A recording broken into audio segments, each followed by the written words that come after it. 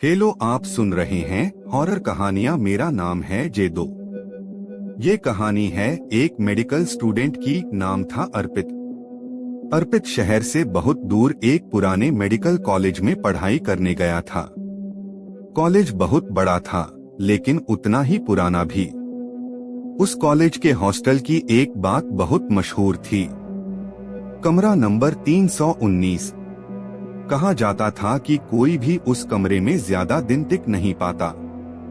हर वो छात्र जिसने उसमें रहने की कोशिश की या तो बीमार हो गया, या कॉलेज छोड़कर चला गया, या गायब हो गया। अर्पित को जब हॉस्टल अलॉट हुआ तो उसे वही कमरा मिला, कमरा नंबर 319। जब उसने वार्डन से कहा कि वह दूसरा कमरा लेना चाहता है, तो वार्डन ने सिर झुकाकर बस इतना कहा, हम मजबूर हैं बेटा, बाकी सब कमरे फुल हैं। अर्पित को अजीब तो लगा, लेकिन उसने डर को झटका और कहा, मैं डॉक्टर बनने आया हूँ, डरने नहीं। और उस रात वह कमरा नंबर 319 में शिफ्ट हो गया। कमरा बड़ा तो था, मगर बहुत पुराना। दीवारों से प्लास्टर झड़ रहा था।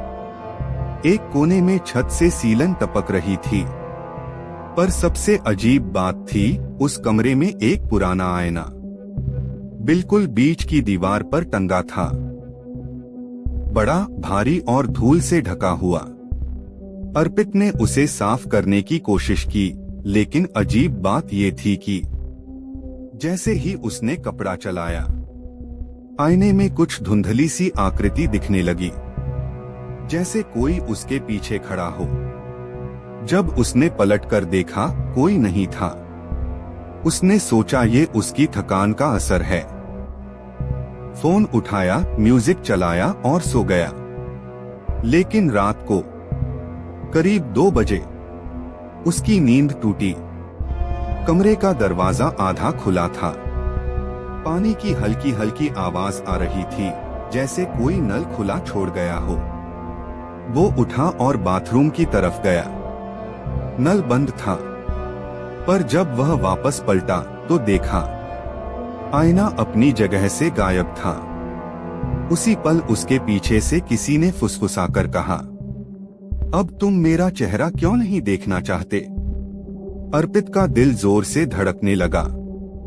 उसने पूरे कमरे में देखा, कोई नहीं था।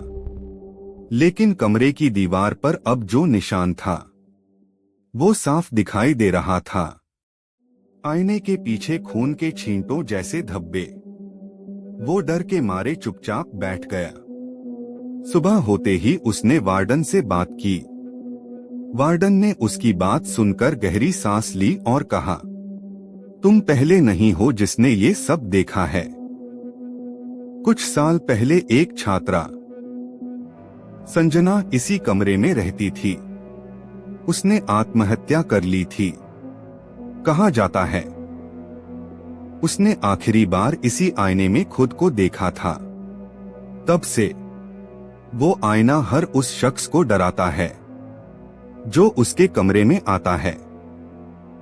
अर्पित ने तुरंत कमरा बदलने की बात कही, लेकिन तब तक शायद बहुत देर हो चुकी थी। उस रात जब वह दूसरे कमरे में सोने की कोशिश कर रहा था, तो उसने बिस्तर के सामने वही आईना देखा।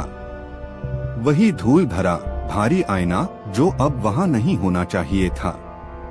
आईने में फिर वही आवाज गूंजी, अब तुम मुझसे दूर नहीं जा सकते। अर्पित की चीख सुनकर लोग दौड़े आए। कमरे का दरवाजा तोड़ा गया, लेकिन अंदर कोई नहीं था। सिर्फ दीवार पर लिखा था, कमरा नंबर 319 अब खाली है। उस दिन के बाद अर्पित का कोई पता नहीं चला। कॉलेज वालों ने पुलिस रिपोर्ट भी दर्ज कराई, लेकिन कुछ हाथ नहीं लगा। अब वो कमरा बंद कर दिया गया है।